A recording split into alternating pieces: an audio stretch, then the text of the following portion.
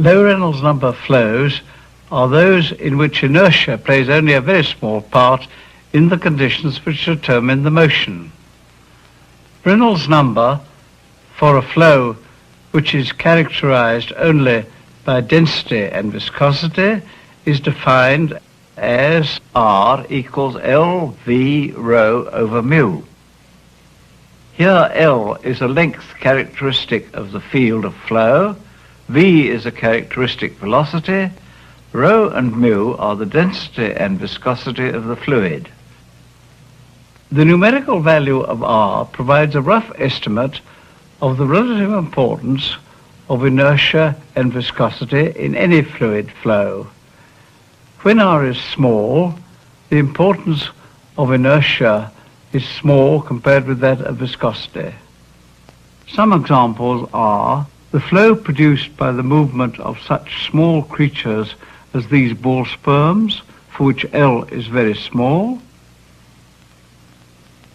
or glacier flow, for which V is small and mu is very large. Note the red flags across the ice field. Here they are 2 years later.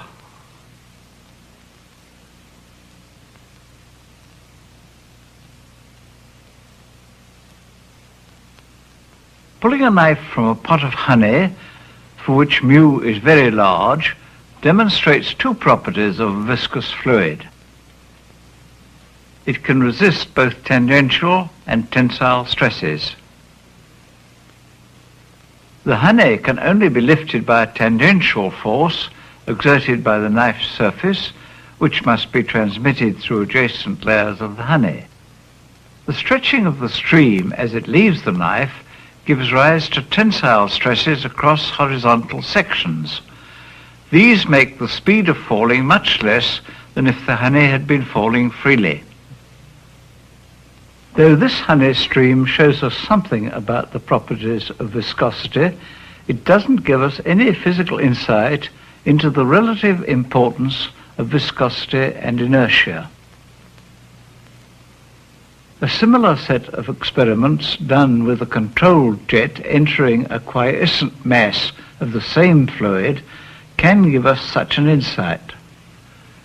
In defining Reynolds number, the appropriate length and velocity to be used are the diameter and the velocity of the jet as it enters the fluid.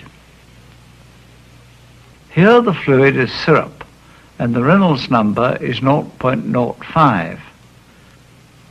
At this low Reynolds number, the jet hardly penetrates at all.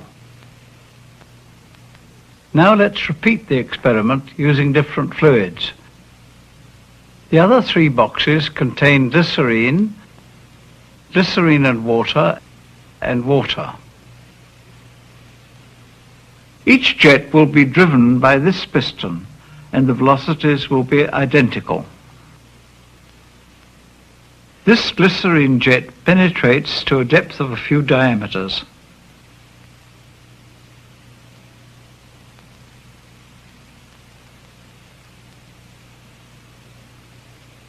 At this Reynolds number, the jet penetrates many diameters. The tangential force acting on the outer surface of the jet is insufficient to reduce its velocity very much before it reaches the bottom of the box.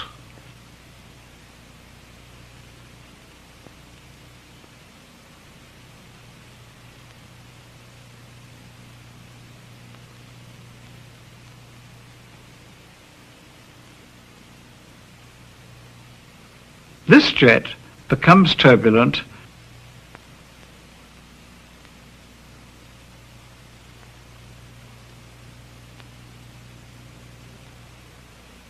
Here, for comparison, are the four situations.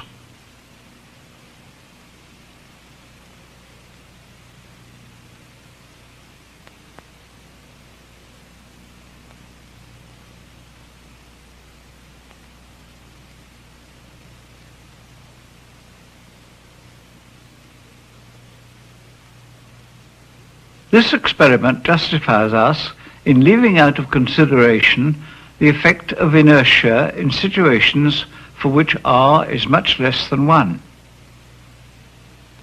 The geometry involved here makes this case unsuitable for simple mathematical analysis. However, the flow of fluid through tubes of uniform bore provides a simple case in which inertia plays no part in the mechanics of the flow. Here the tangential stress due to viscosity is balanced only by the driving pressure.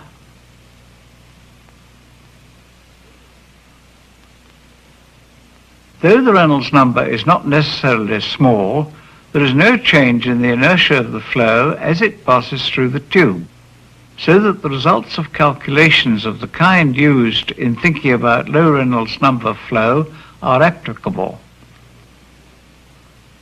The bore of one of these tubes is twice as big as the other, but they have the same length, and the fluid is driven through them at the same pressure head. Calculation shows that the discharge from the large tube should be 16 times that of the other.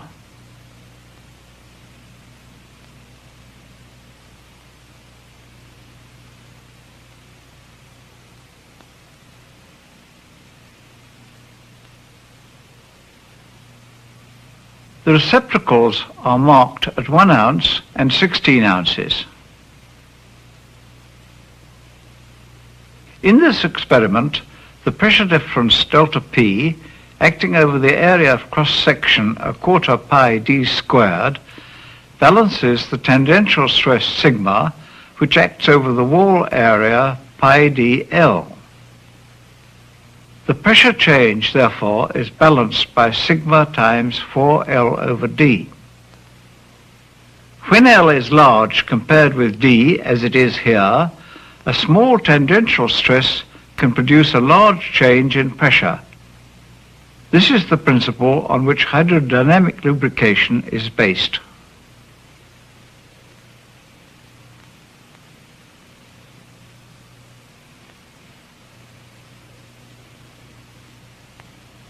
A very simple experiment can demonstrate that the coefficient of friction, which is the ratio of the tangential to the normal force between two bodies in relative motion, can be much reduced by hydrodynamic lubrication.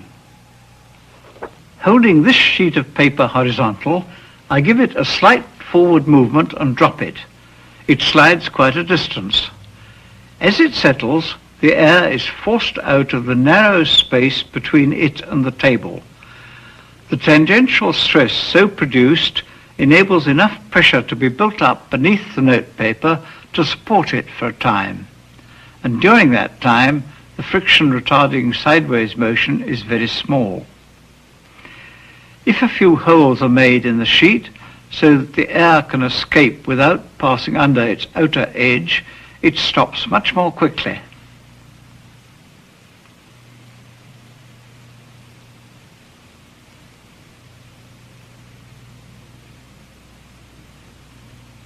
To reduce the friction between continuously moving surfaces, it is necessary to introduce the lubricant at a place where the pressure is low and sweep it into a place where it is high. It was only when a method for doing this was discovered that the design of thrust blocks capable of maintaining the large load between a ship and its propeller ceased to be a major difficulty in the development of large steamers. This little device, which I call a teetotum, works on the same principle. Each of its blades is inclined slightly upwards.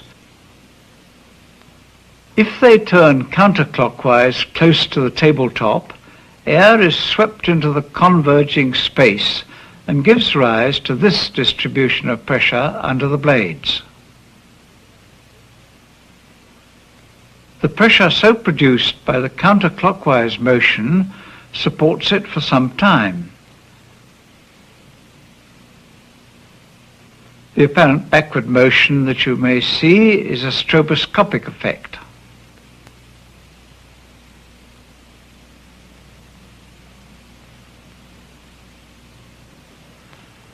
On the other hand, when it spins in clockwise direction, the air is rapidly swept into the wider part of the space below the blades.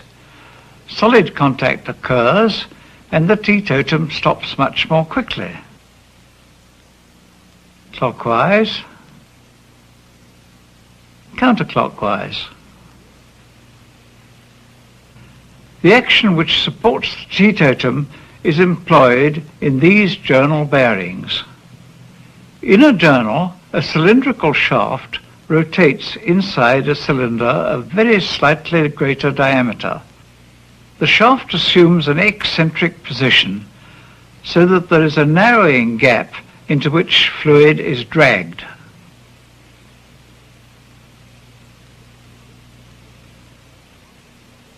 This model journal bearing has been fitted with 3 manometers midway between its ends.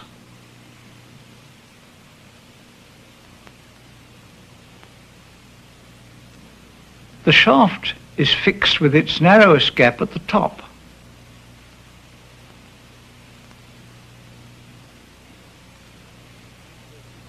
The center manometer is located at the narrowest part, with the other 2 equally distant from it.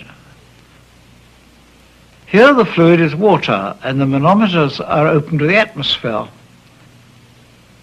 In the converging channel, the pressure rises above atmospheric and then falls below it an equal amount on the diverging side.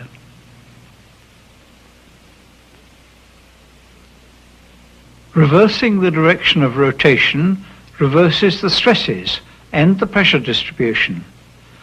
Very large pressure differences can result from greater eccentricities or speeds, or if the fluid is very viscous. In this case, the journal has been filled with syrup. By sealing the journal from the atmosphere, such a strong negative pressure is built up in the diverging section that cavitation bubbles appear.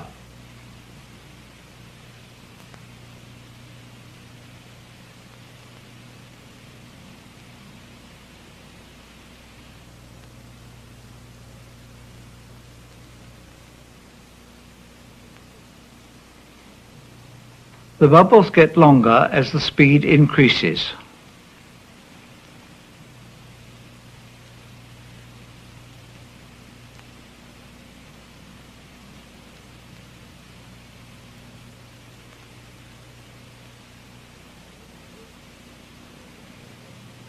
Low Reynolds number flows are reversible when the direction of motion of the boundaries which gave rise to the flow is reversed.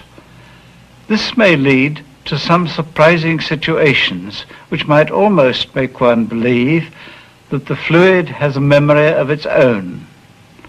Here are 2 concentric cylinders. The fluid can be moved by turning the inner cylinder with this handle. The annulus between them is filled with glycerine. Into this space I introduce some dye which stays put owing to the high viscosity of the glycerine. Note its position before I start turning it. I now turn it 4 times, pushing the handle clockwise. The dye seems to mix as a drop of milk mixes when it is stirred into a cup of tea.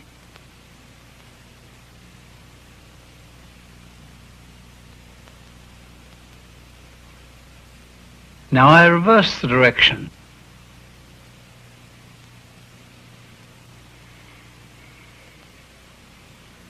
And after turning exactly 4 turns, the dyed area reappears in its original position, with a little fuzziness due to molecular diffusion. To see what happens, we have a second apparatus that is filled with syrup. It has a wider gap, and we can look down on it. A little colored syrup is injected to mark the fluid.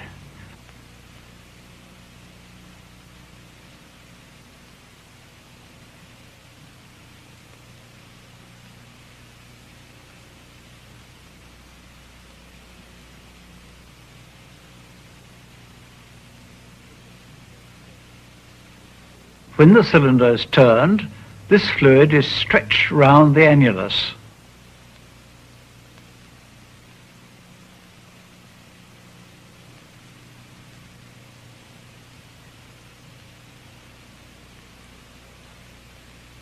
Now the inner cylinder is turned back exactly to its starting position.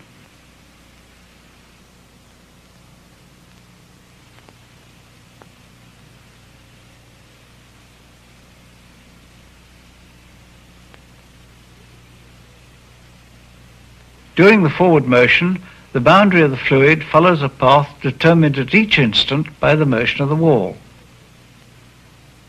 At these very low Reynolds numbers, particles within the fluid move when the boundary moves, and they stop when it stops. During the reversed motion, the boundary of the fluid position.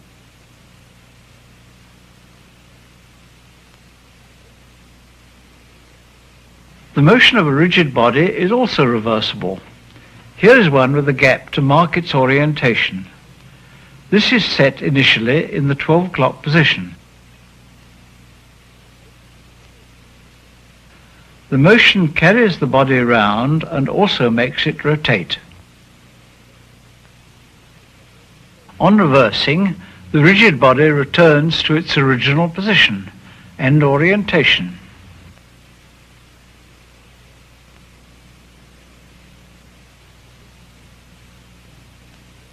If, however, a flexible body, like this bit of yarn, is inserted, the reversal of stress will alter the shape of the body, so that it will not return to its original position.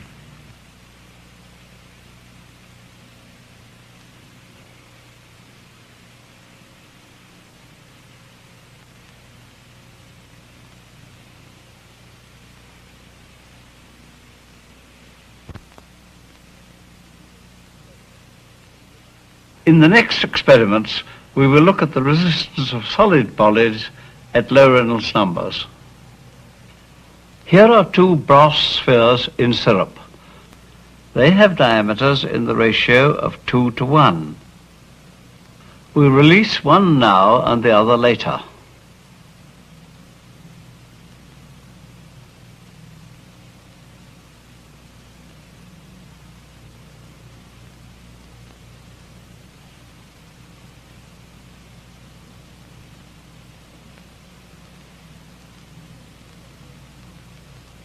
When the smaller ball has one more unit to go, the larger one is released.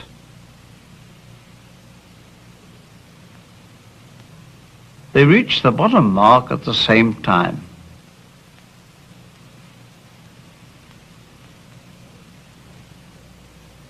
The drag of a falling sphere is proportional to its diameter and to its speed.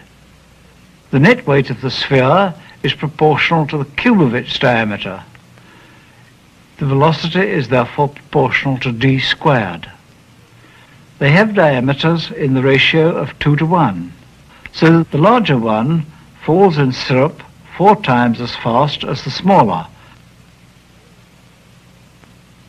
At low Reynolds numbers, the disturbance produced by a moving ball extends many diameters, so that beads far from the ball are moved by its passing. Thus, the presence of a nearby wall can be important. Here are two identical balls, one near a wall and one far from it. The ball near the wall falls more slowly. Incidentally, it remains at a constant distance from the wall, a consequence of reversibility. This retarding effect also slows the fall of a particle surrounded by many similar ones, so that a cloud of them falls more slowly than a single one.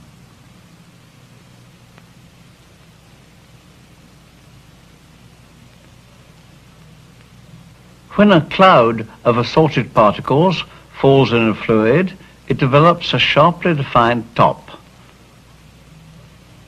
A particle which has a terminal velocity rather lower than its neighbours doesn't always get left behind.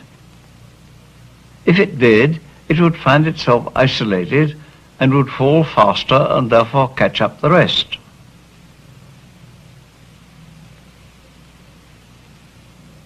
The left box has many particles.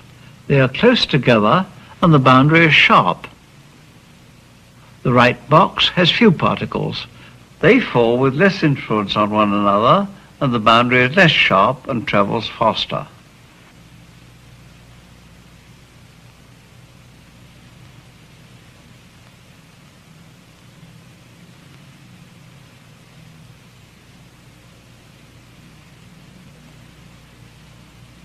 When the moving body is not spherical, the resistance is not the same in all directions of motion. These identical rods are held so that the bottom of the vertical one is at the same level as the horizontal one. When released simultaneously, the horizontal one travels half as fast as the vertical one.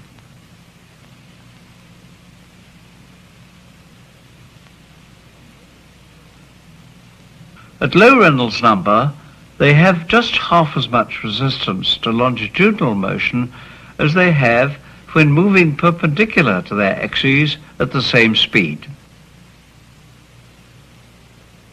This is a property common to all long, thin bodies of revolution.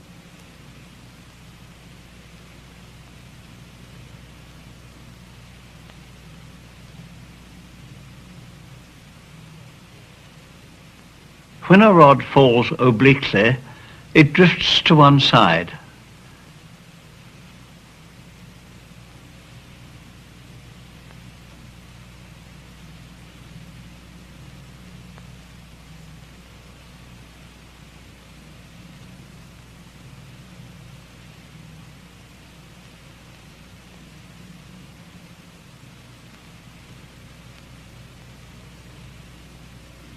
At terminal speed, the net weight is just balanced by the drag, which therefore acts vertically. The drag may be regarded as being the resultant of two forces, one parallel to the long axis and one perpendicular to it. These two forces are represented by CA and BC in the triangle of force ABC. Remember that a force moves the cylinder one half as fast when applied in the transverse direction as when applied longitudinally. The triangle of velocities can therefore be constructed by bisecting BC at the point D. AC and CD are the velocity components.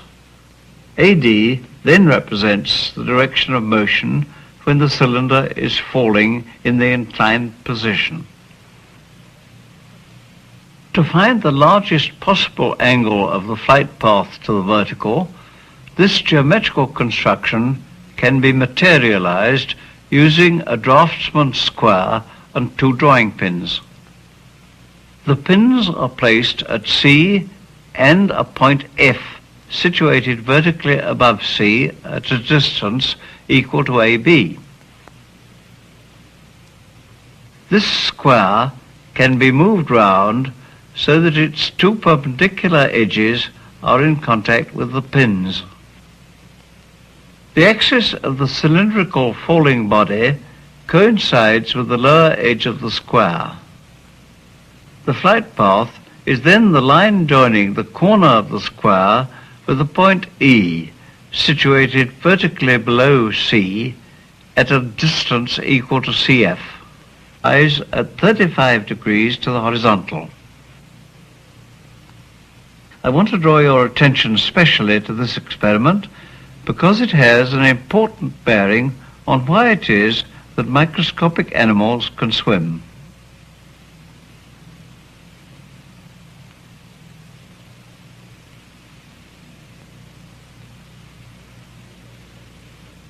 All the familiar self-propelling bodies owe their thrust to inertial reaction of air or water to the motion of their propelling mechanisms. The propeller of a motorboat is an example. Here the water which is thrown backwards forms a well-defined wake. The body and tail of a fish form another example, but here the wake is not so well defined.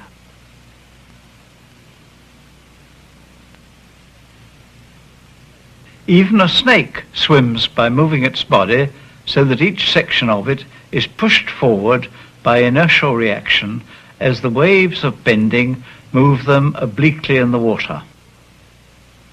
All those we have seen have Reynolds numbers of order thousands or even millions. Microscopic creatures, which may have Reynolds numbers as low as 1/10,000, cannot derive any appreciable thrust from inertia. They rely on moving their bodies in such a way that they derive their thrust from viscous stresses. The tails of these bull spermatozoa move like those of tadpoles or snakes by sending waves of bending backwards so that each section moves obliquely in the fluid. Here, however, the viscous reaction to the motion pushes on the tails in the same way that it pushed on the obliquely falling rod. To illustrate the difference between inertial and viscous propulsion, I have constructed two models, both operated by the same source of power, a twisted elastic band. In this model, a rudder-like tail oscillates about a hinge at the rear. Waving the rudder of a boat is so well known as a method of propulsion that the rules of yacht racing legislate against it. Putting this model in water shows us why. But when the model is put into syrup, it cannot move.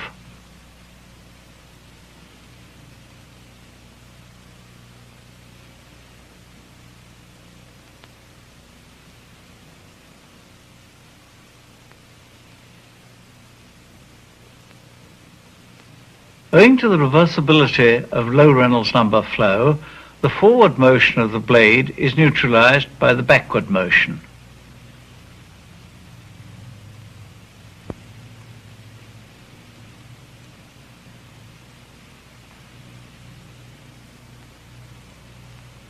This spiral model does swim. Each element of the spiral is behaving like the obliquely falling rod. Because lateral resistance is greater than longitudinal, motion at right angles to the axis of the spiral can contribute to a longitudinal component. The spirals are right and left-handed to keep the model from rotating.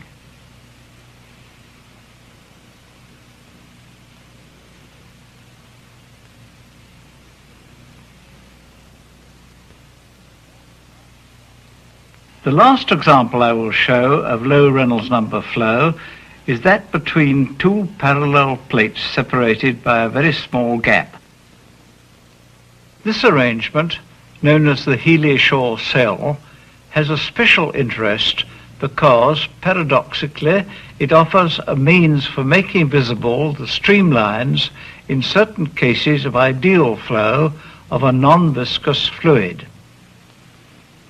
The gap between these two thick plastic plates is formed by this gasket. When fluid is forced to flow through the cell, all particles in the same neighborhood are subjected to the same pressure gradient. The fluid velocity varies, being zero at each plate and a maximum midway between them. But at all points on a line perpendicular to the plates, they are moving in the same direction. In the Healy-Shaw apparatus, colored fluid is injected into the stream through a number of regularly spaced holes, and since the streamlines originating in any neighborhood remain close to one another, the lines of color remain sharp. When they are deflected by a thin disc placed between the sheets, they assume the same form as those of an ideal fluid when deflected by a cylinder of the same cross-section.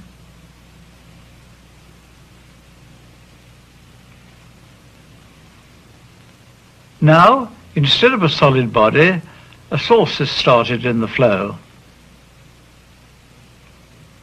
Here is the flow round a half body. The red dye shows the internal streamlines. When the rate of fluid flowing from the source is constant, the streamlines are sharp. But when the flow from the source changes, the lines of colour become blurred because the faster particles, midway between the top and bottom plate, no longer find themselves close to the lines of slower particles which started earlier from the same neighbourhood.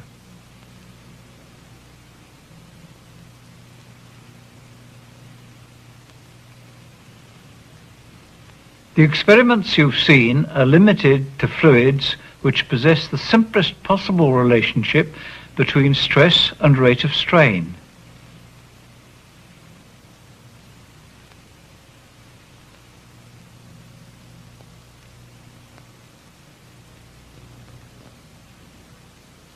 Since most fluids do in fact conform very closely to this ideal, these experiments are a very general application.